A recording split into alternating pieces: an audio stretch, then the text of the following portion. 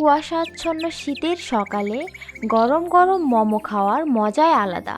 সেটা যদি হয় চিকেন মোমো এবং নিজের হাতে বানানো মোমো, তাহলে তো কথাই নেই।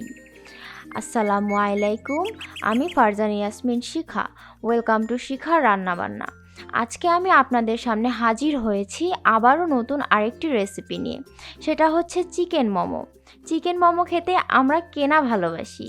আজকে আমি আমার রেসিপিতে আপনাদেরকে শেখাবো কিভাবে সহজ উপায়ে বাসায় চিকেন মোমো বানানো যায়। তাহলে চলুন আমরা এবার রেসিপিতে চলে যাই। এর জন্য সর্বপ্রথম আমি একটা প্যান নিয়ে নিয়েছি এবং তার ভিতরে মেজারমেন্ট কাপের 1 কাপ সয়াবিন তেল দিয়ে দিয়েছি এবং তার ভিতরে আমি কিছু রসুনের কুচি দিয়ে দিচ্ছি। আর এটা আমি মূলত করছি চিলি অয়েল যে বানাবো এর জন্য। এবার রসুনটাকে আমি একদম ব্রাউন হয়ে যাওয়া পর্যন্ত ভেজে নিব, অর্থাৎ যতক্ষণ পর্যন্ত না বেরেস্তা হয়ে যাচ্ছে। আর এভাবে যদি চিলি অয়েলের ভিতরে অয়েলটা দেওয়া হয় তাহলে খুব স্ট্রংলি একটা গার্লিকের ফ্লেভার থাকে। তো ভিউয়ার্স, দেখতেই তো পাচ্ছেন কালারটা ব্রাউন হয়ে এসেছে। এবার আমরা এটাতে ছেঁকে আলাদা করে নিব। এবার আরেকটা বাটিতে আমি প্রায় 3 টেবিল চামচের মতো চিলি ফ্লেক্স নিয়ে নিয়েছি। তার ভিতরে আমি অ্যাড করব 1 টেবিল চামচ সাদা তিল এবং হাফ টেবিল চামচ অ্যাড করব লাল মরিচের গুঁড়ো। তারপরে স্বাদ অনুযায়ী লবণের ভিতরে আমি অ্যাড করে ফেলব। এবার যে গার্লিকের অয়েলটা ছিল সেটা হাই হিটে গরম করে আমি এগুলার ভিতরে দিয়ে দিচ্ছি।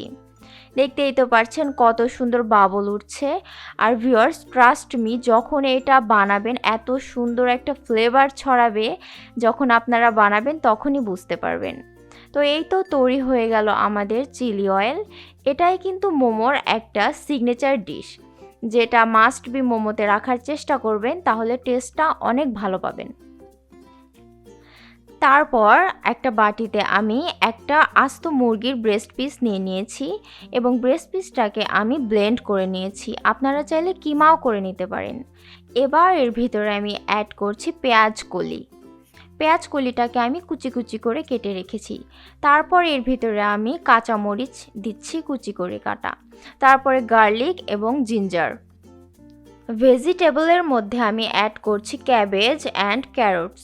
আমি এখানে এই দুইটাই দিয়েছি, আপনারা আপনাদের পছন্দ মতো যে কোনো সবজি এখানে ব্যবহার করতে পারেন। তারপর এখানে আমি কিছুটা পেঁয়াজ কুচিও ব্যবহার করছি। এবার যে মেন উপাদান মোমোর, সেটা হচ্ছে সয়া সস। এটা কিন্তু মাস্ট বি দিতে হবে, তা না হলে চিকেনের ভিতরে জুসিনেসটা থাকবে না। এখানে আমি 3 টেবিল চামচের মতো সয়া সস ইউজ করেছি।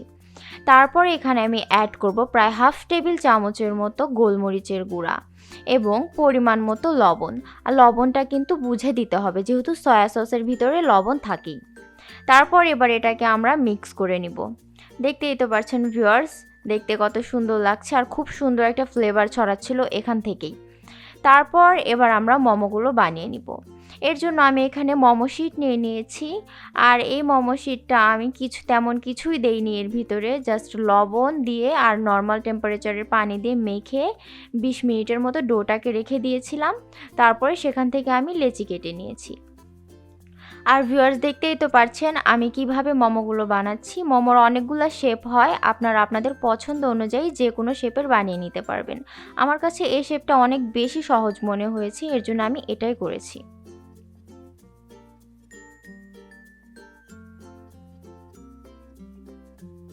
তো এই তো রেডি হয়ে গেল।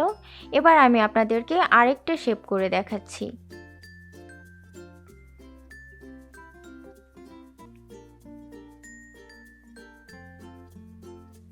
আপনারা আপনাদের পছন্দ মতো যে কোনো শেপেরই তৈরি করতে পারেন।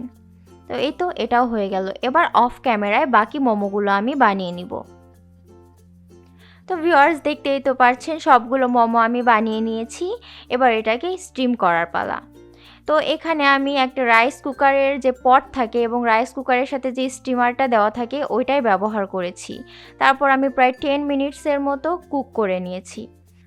দেখতেই তো পারছেন ভিউয়ার্স, কি সুন্দর মোমোগুলো একদম হয়ে গেছে। এখন আমরা সার্ভ করে নিচ্ছি।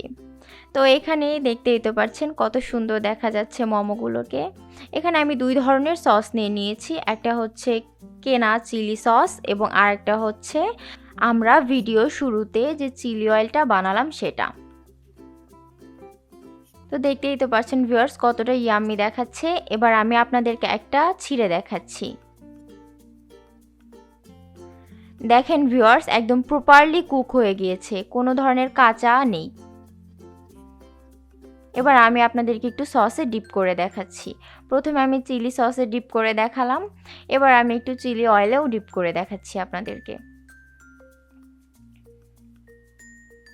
দেখতেই তো পারছেন কত সহজে আমরা বাসায় তৈরি করতে পারলাম চিকেন মোমো। আমাদেরকে রেস্টুরেন্টে যেতে হলো না। আর বাসায় কিন্তু সবসময় হেলদি খাবারই আমরা তৈরি করে থাকি। রেস্টুরেন্টের থেকে বাসার খাবার কয়েক গুণে হেলদি হয়। তো ভিউয়ার্স আমার এই সহজ রেসিপিটা যদি আপনাদের কাছে ভালো লেগে থাকে তাহলে আমার চ্যানেলটাকে সাবস্ক্রাইব করে রাখবেন এবং বেল আইকনটিতেও ক্লিক করে রাখবেন। অবশ্যই কিন্তু লাইক দিতে ভুলবেন না এবং আপনার পরিবার আত্মীয় স্বজন সবার সাথে শেয়ার করবেন। আসসালামু আলাইকুম ওয়া রাহমাতুল্লাহি ওয়া বারাকাতুহু।